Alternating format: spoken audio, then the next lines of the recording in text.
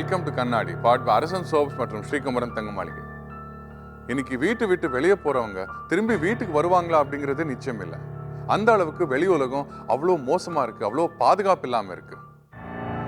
அதுலயும் ஒருத்தருக்கு நிறைய எதிரிகள் இருந்தா அப்போ கேட்கவே வேணாம். திண்டுக்கல்ல சேர்ந்த சதீஷ் தனக்கு இப்படி ஒரு நிலைமை வரும்னு நினைச்சு கூட பார்க்கல. அன்று ஓர் இருள் பொழுதில் ஒரு கொடூர கொலை நடக்கப் போகிறது என அந்த கிராமத்தில் யாரும் நினைத்திருக்க மாட்டார்கள். ஊருக்கு ஒதுக்குப்புறத்தில் இருக்கும் அந்த மோட்டார் அறையில் இளைஞர் ஒருவர் முகம் சிதைக்கப்பட்ட நிலையில் கொடூரமாக அரிவாளால் வெட்டப்பட்டு சடலமாக கிடந்தார். தலையில் பலமாக வெட்டப்பட்டு பாதி முகம் சிதைந்து போன நிலையில் கொலை செய்யப்பட்ட அந்த இளைஞர் யார் என கண்டுபிடிப்பது சிரமமாக இருந்தது. அந்த சடலத்தை பார்த்து அதிர்ந்து போன ஊர் மக்கள் திண்டுக்கல் தாலுகா காவல்துறைக்கு தகவல் தெரிவிக்க காவல்துறையினர் உடனடியாக சம்பவ இடத்திற்கு விரைந்து வந்தனர். ஊருக்கு ஒதுக்குப்புறத்தில் காட்டோரமாக இருக்கும் அந்த மோட்டார் அறைதான் ஊரில் இருக்கும் வருத்தப்படாத வாலிபர்களின் கெஸ்ட் ஹவுஸ். சுருக்கமாகச் சொன்னால் ஊருக்கு தெரியாமல் இருக்கும் பார், மது, சிகரெட், கஞ்சா என அனைத்தையும் உபயோகிக்க ஏற்ற இடம். அன்று நடந்த அந்த கொடூர கொலையும் மது குடிக்கும் போது மது போதையில்தான் நடந்திருக்க வேண்டும் என அந்த இடத்தில் இருந்த அடையாளங்களே நமக்கு சொல்லாமல் சொல்கின்றன. கொடூரமாக வெட்டப்பட்டு இரத்த வெள்ளத்தில் அந்த இளைஞரின் சடலம் கிடக்க அருகிலேயே மது பாட்டில்களும் சாப்பிடுவதற்கு பரோட்டாவும் சால்னாவும் பிரிக்கப்பட்ட நிலையில் இருந்தது. கொலை செய்யப்பட்ட அந்த இளைஞர் யார் என அடையாளம் தெரியவே காவல்துறைக்கு சிரமமாக இருந்தது. ஆனால் கொலையான நபர் உள்ளூரைச் சேர்ந்தவர் இல்லை என்பது மட்டும் உறுதியாக தெரிந்தது. உடனடியாக அங்கிருந்த சடலத்தை மீட்ட காவல்துறையினர் பிரேத பரிசோதனைக்காக திண்டுக்கல் மாவட்ட அரசு பொது மருத்துவமனைக்கு அனுப்பி வைத்தனர். கொலையான அந்த இளைஞர் யார்? அவரை கொலை செய்தவர்கள் யார்? என்ன காரணத்திற்காக இந்த கொலை நடந்திருக்க வேண்டும் என்பதில் ஆரம்பத்திலிருந்தே மர்மம் நீடித்தது. ஆனால் காவல்துறை சம்பவ இடத்தில் கிடந்த சில தடயங்களை வைத்தும் சடலத்தோடு கிடந்த செல்பேசியை வைத்தும் ஆராய்ந்ததில் கொலை செய்யப்பட்டு இறந்து போன இளைஞர் பக்கத்து ஊரான அஞ்சுகுழிப்பட்டியைச் சேர்ந்த முருகன் என்பவரது மகன் சதீஷ் என்று தெரிய வந்தது. பிராந்தி வாங்கி கொடுத்து எல்லாம் புரோட்டா வாங்கி கொடுத்து அப்படி தான் கொண்டுட்டாங்கன்றாங்க. ரொம்ப அதை கொடூரமாக கொண்டுருக்குறாங்க. அதுக்கு மேலே தெரியலங்க. போலீஸ்காரங்க அதான் வந்து சொன்னாங்க நைட்டு. சதீஷை கொலை செய்தவர்கள் யார்?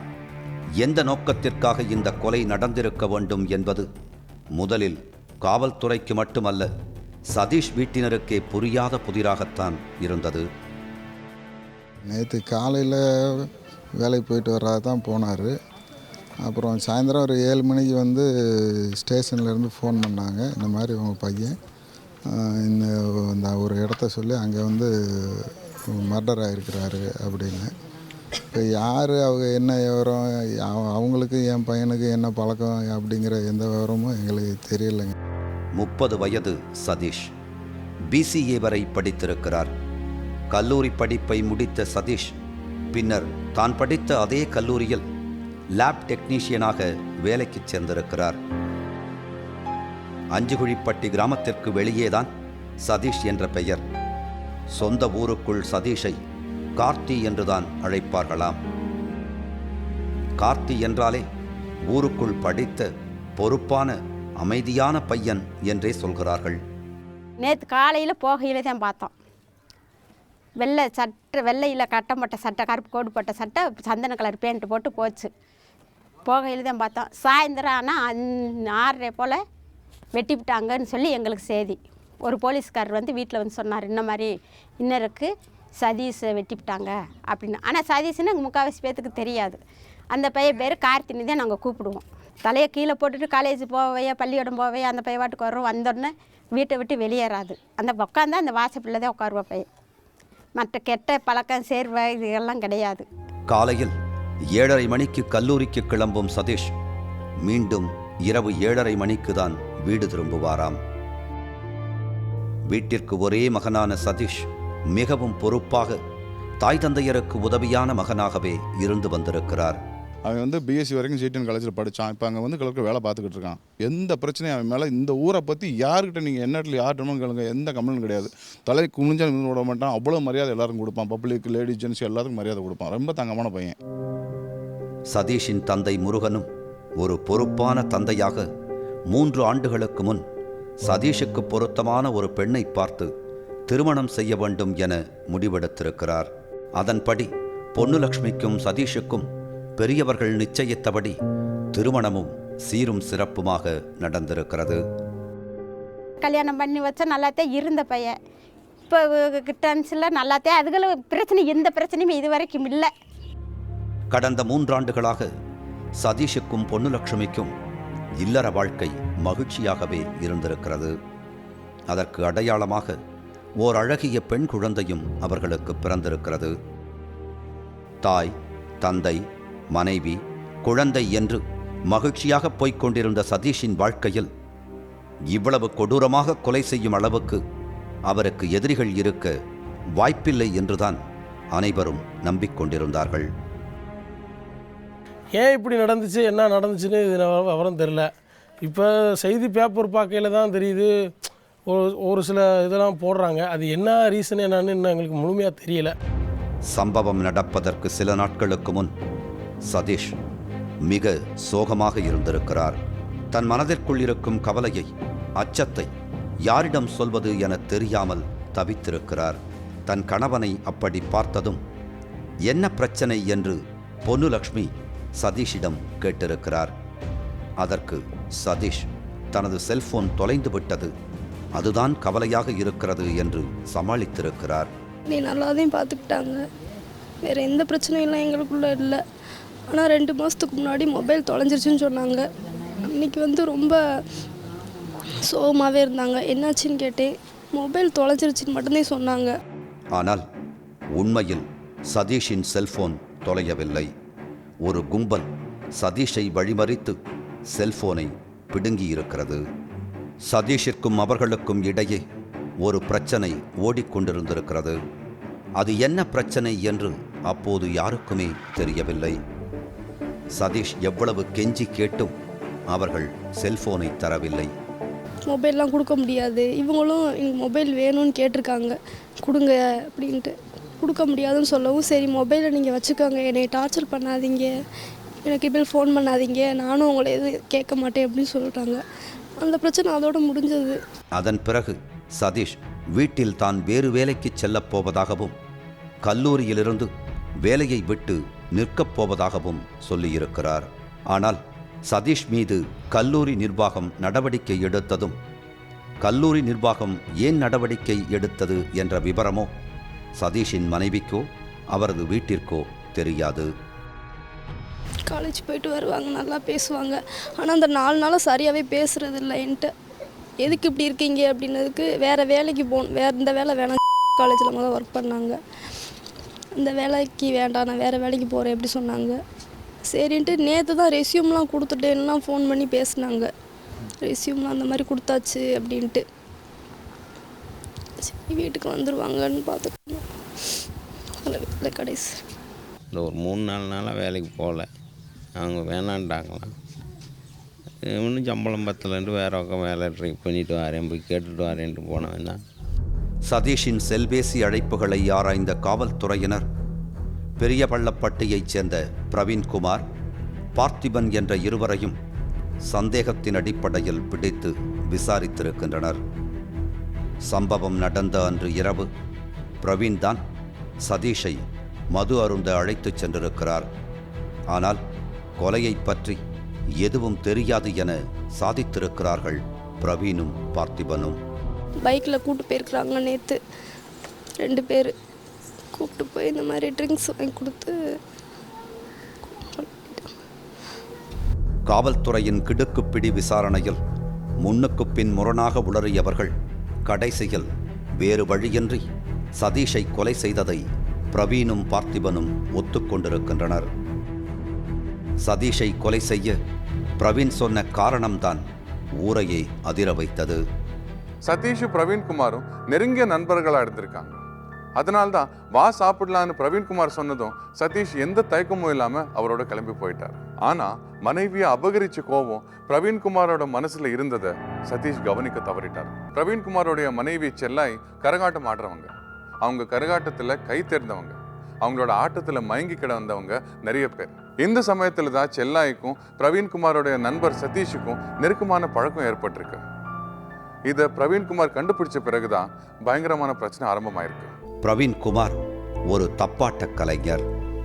பிரவீனின் மனைவி திண்டுக்கல் ஜில்லாவின் கவர்ச்சி கண்ணியாக வலம் வரும் கரகாட்ட கலைஞர். பிரவீனும் செல்லாயியும் ஒன்றாக ஊர் திருவிழாக்களில் கரகாட்ட நிகழ்ச்சி நடத்தி வந்தவர்கள். ஒன்றாகவே தொழிலில் பயணித்ததால் வாழ்க்கையிலும் பயணிக்கலாம் என பிரவீனும் செல்லாயியும் திருமணம் செய்து கொண்டிருக்கிறார்கள். ஆனால் திருமணம் என்பது கரகாட்டம் போல ஜாலியாக இல்லை. பிரவீனுக்கும் செல்லாயிக்கும் அடிக்கடி தகராறு ஏற்பட்டிருக்கிறது. ஒரு கட்டத்தில் இது சரிவராது என இருவரும் பிரிந்து வாழ்ந்திருக்கிறார்கள்.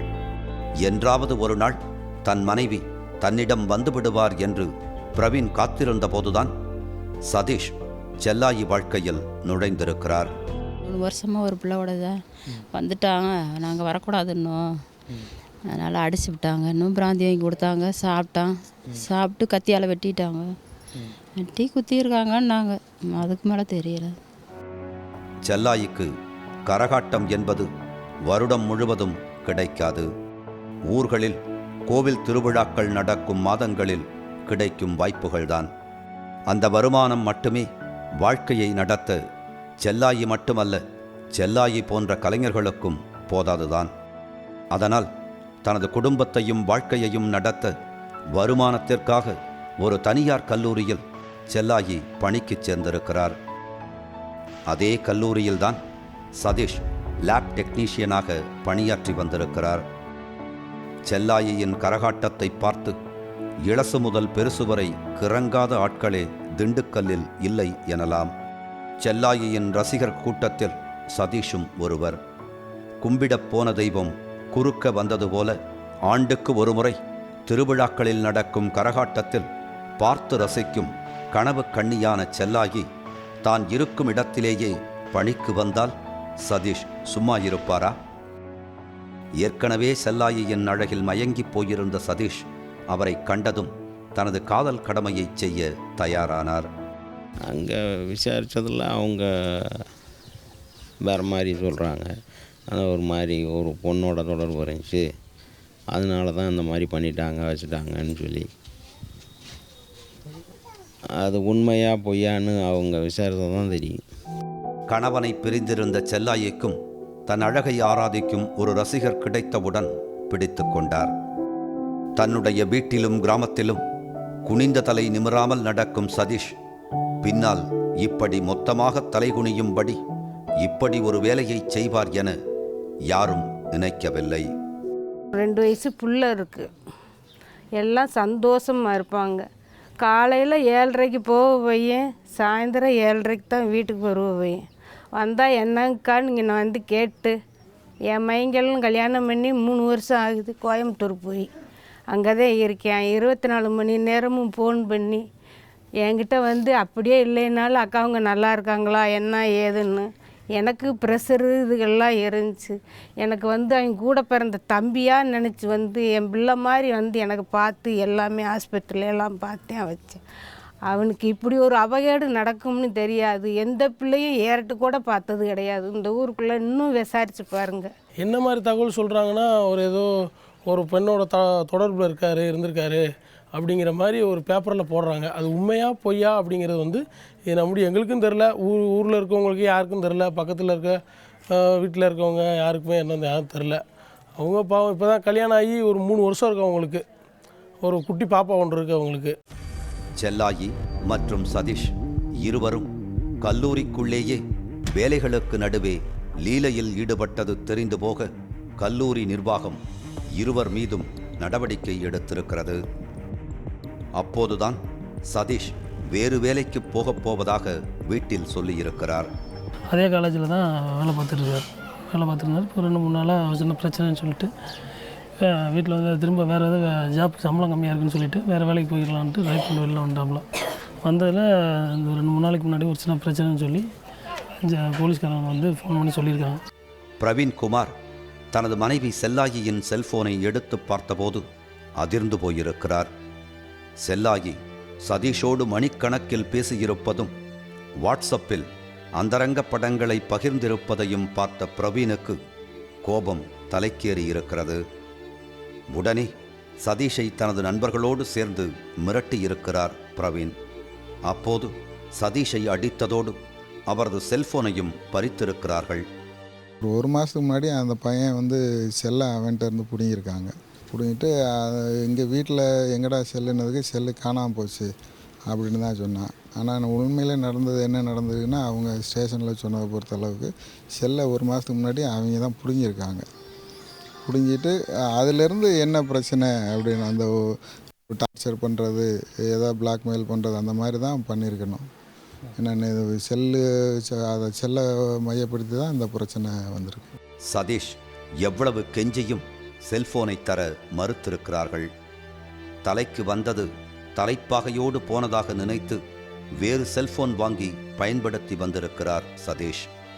கொடுக்க முடியாதுன்னு சொல்லவும், சரி மொபைலை நீங்கள் வச்சுக்கோங்க, என்னை டார்ச்சர் பண்ணாதீங்க, எனக்கு இப்போ ஃபோன் பண்ணாதீங்க, நானும் உங்களை எதுவும் கேட்க மாட்டேன் அப்படின்னு சொல்லிட்டாங்க. அந்த பிரச்சனை அதோடு முடிஞ்சது. அப்புறம் இவங்க வேறு நம்பர் மாற்றிட்டாங்க, வேறு மொபைல்லேருந்தே வச்சுருந்தாங்க. ஆனால் அவர்கள் சதீஷின் தலைக்கு குறி வைத்தது அப்போது சதீஷுக்கு தெரியாது. சதீஷ் எவ்வளவு கெஞ்சியும் செல்போனை தர மறுத்திருக்கிறார்கள். தலைக்கு வந்தது தலைப்பாகையோடு போனதாக நினைத்து வேறு செல்போன் வாங்கி பயன்படுத்தி வந்திருக்கிறார் சதீஷ். ஆனால் அவர்கள் சதீஷின் தலைக்கு குறி வைத்தது அப்போது சதீஷுக்கு தெரியாது. சம்பவம் நடந்த அன்று சமாதானம் பேசுவதாகவும் செல்போனை கொடுத்து விடுவதாகவும் நைசாக பேசி சதீஷை பெரியபள்ளப்பட்டிக்கு வரவழைத்திருக்கின்றனர். அப்போது ஜாலியாக மதுவருந்தி சாப்பிட்டுவிட்டு செல்லலாம் என சதீஷை பார்த்திபனும் பிரவீனும் அந்த மோட்டார் அறைக்கு அழைத்துச் சென்றிருக்கின்றனர். அங்கு சதீஷை அளவுக்கு அதிகமாக குடிக்க வைத்து சாப்பிட பரோட்டாவை கொடுத்திருக்கின்றனர். போதையில் சதீஷ் பரோட்டாவை சாப்பிட குனியும் போது பிரவீனும் பார்த்திபனும் தலையிலேயே வெட்டியிருக்கின்றனர். பேப்பரை பார்த்தேன், கையில் பார்த்த உடனே எனக்கு ஒரு அதிர்ச்சி ஆகி போயிடுச்சு. இப்படியெல்லாம் ஒரு சம்பவம் நடக்கவே கூடாது. எந்த பிள்ளைக்கும் ஒரு பையனை நம்பி இருந்து அவங்க குடும்பமே அழிஞ்சு போச்சு. சதீஷ் தனக்கு அழகான மனைவி இருக்கும்போது கரகாட்டம் ஆடுபவரோடு போவார் என்பதை ஊரில் நம்ப மறுக்கின்றனர். ஆனால் காதலும் காமமும் கண்ணை மறைக்கவே செய்யும். சதீஷும் அதற்கு விதிவிலக்கல்ல. ஆனால் சதீஷ் செய்த குற்றத்திற்கு அவரது இளம் மனைவி 1 வயது குழந்தையோடு சேர்ந்து தண்டனையை அனுபவிப்பதுதான் வேதனையாக இருக்கிறது. எந்த மொழியிலையும் இல்லாத அளவுக்கு தமிழ்ல தான் அற இலக்கியங்கள் அதிகமா இருக்கு. அது மானோட மேன்மையை போற்றுது. பிறன்மனை நோக்காமைய அதிகமா வலியுறுத்துற நூல்கள் சுய ஒழுக்கத்தை மட்டும் இல்லாம புற ஒழுக்கத்தையும் கற்றுக் கொடுக்குது. அப்படிப்பட்ட தமிழகத்துல ஒழுக்கக்கேடால நிறைய தவறுகள் நடக்கிறது வேதனையா இருக்கு.